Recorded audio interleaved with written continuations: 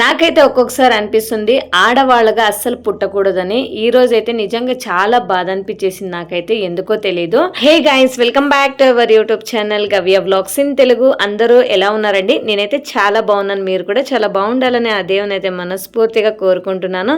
ఇది వచ్చి Sunday vlog అండి. ఈ రోజు అయితే ఒక 7:30 ఆర్ 8 o'clock అయితే లేచామన్నమాట.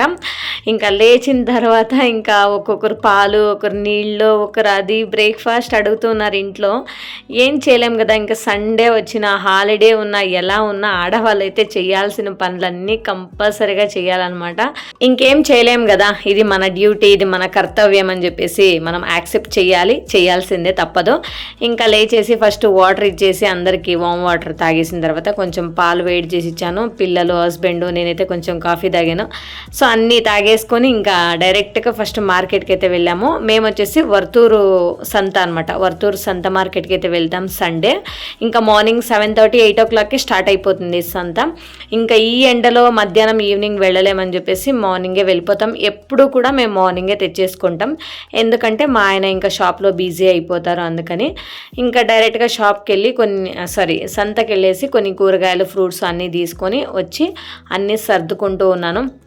ఇంకా మా ఆయన అన్నీ సర్దేసి వంట చేసేసరికి లేట్ అవుతుంది. ఇంకా నాకు షాప్ ఓపెన్ చేయాలని చెప్పేసి అతను రెడీ అయిపోయి ఇంకా షాప్కి అయితే వెళ్ళిపోయారు. ఇంకా సర్లే ఇంకా ఫ్రూట్స్ అయితే తిన్నామన్నమాట. ఇంకా మార్నింగే పిల్లలు కూడా కొన్ని ఫ్రూట్స్ తినేశారు, నేను ఫ్రూట్స్ తిన్నాను, ఆయన తిన్నారు. అందుకని చెప్పేసి ఇంకా ఫస్ట్ పనులన్నీ ఫినిష్ చేసి నిదానంగా వండుకుందాం ఏదో ఒకటి అని చెప్పేసి ఇక్కడైతే అన్ని పనులు చేసుకుంటూ ఉన్నాను నేనైతే. ఇంకా పనులన్నీ అయ్యేసరికి ఆల్రెడీ టైం చూస్తే 12 అయిపోయింది. ఇంకా డైరెక్ట్గా లంచ్ అని చెప్పేసి ఇక్కడ నేను వంకాయ బజ్జీ చేస్తున్నాను. వంకాయ బజ్జీ ఎంతమందికి ఇష్టం, ఎంతమందికి తెలుసు అనేది నా కామెంట్ సెక్షన్లో కామెంట్స్ చేయండి. ఇది రాయలసీమ స్పెషల్, మాది రాయలసీమ అండి, అందుకే చెప్తున్నాను. మేమైతే రాగి సంగటితో తింటామండి. బ్రేక్ఫాస్ట్లోకి ముద్ద రాగి సంగటి, అలాగే వంకాయ బజ్జీ చాలా బాగుంటుంది. నేను ఇక్కడ రైస్ చేశాను. ఇంకా పిల్లలు, మేము అందరం కూడా మధ్యాహ్నం లంచ్కి అయితే వంకాయ బజ్జీ అలాగే వేడివేడి అన్నం, చాలా బాగుంటుంది టేస్ట్.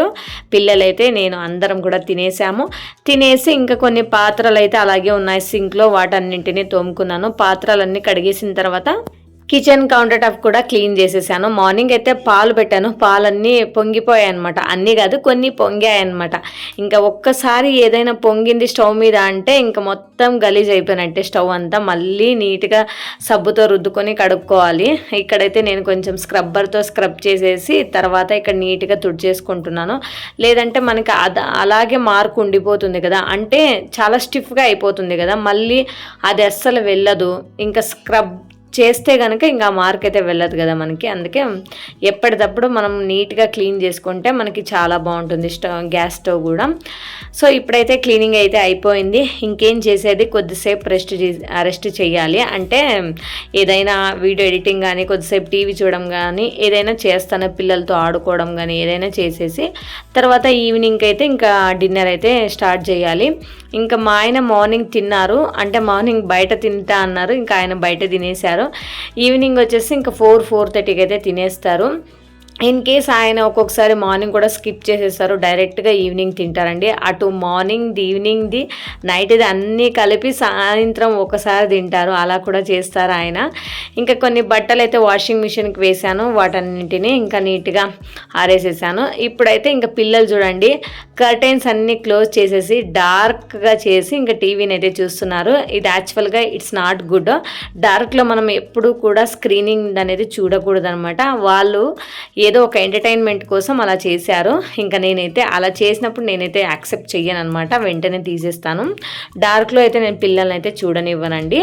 ఇక్కడ వచ్చేసి ఇంకా పిల్లల కోసం పాలైతే వేడి చేసి ఇస్తున్నాను. అంటే వాళ్ళు బన్స్ తింటామంటున్నారు, అందుకనే ఇంకా బన్స్ తెచ్చేసి షాప్ నుంచి పాలైతే కాగబెట్టి ఇస్తున్నాను. కొంచెం బెల్లం వేసి ఇస్తాను పిల్లలకి. బూస్ట్ అలాంటివి అయితే మేము ఎక్కువ వాడమండి, ఎక్కువ కదా అస్సలు వాడమండి. ఎప్పుడో చాలా రేర్గా ఒక 5 రూపీస్ ప్యాకెట్ బూస్ట్ తీసుకొని వచ్చి ఇస్తాను పిల్లలకి. అంతకు మించి పాలు కూడా నేనైతే ఎక్కువ ఇవ్వనండి, ఎందుకంటే పాలల్లో కూడా మనకి పౌడర్ మిక్స్ అయి ఉంటుందని చెప్పేసి మా హస్బెండ్ చెప్తూ ఉంటారు. అవాయిడ్ చేయి అంటారు. చాలా రేర్గా అయితే ఇస్తాను అనమాట.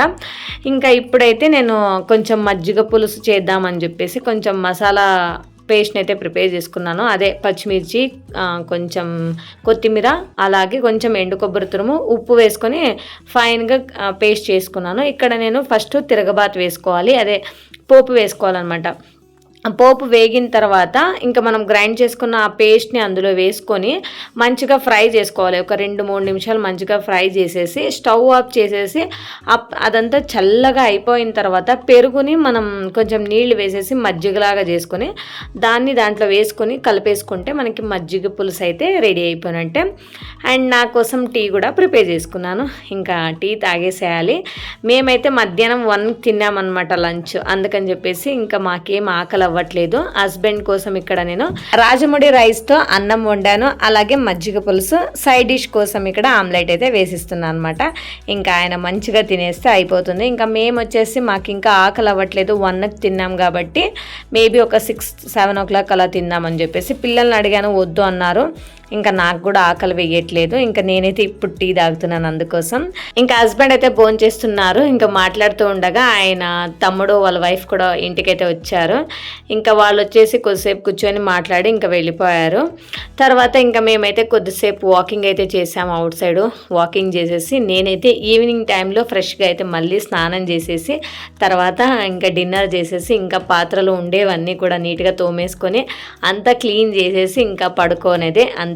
ఇంతవరకే వ్లాగ్ తీసాను. నాకైతే ఈరోజు చాలా టైర్డ్ అనిపించింది. అందుకోసం ఈ వ్లాగ్ మీకు నచ్చితే ప్లీజ్ ఒక చిన్న లైక్ ఇచ్చి కామెంట్స్ చేసి అండ్ సబ్స్క్రైబ్ చేసుకుని నన్ను కూడా సపోర్ట్ చేయండి. Okay, thank you for watching. See you in the next vlog. Okay, bye bye, take care.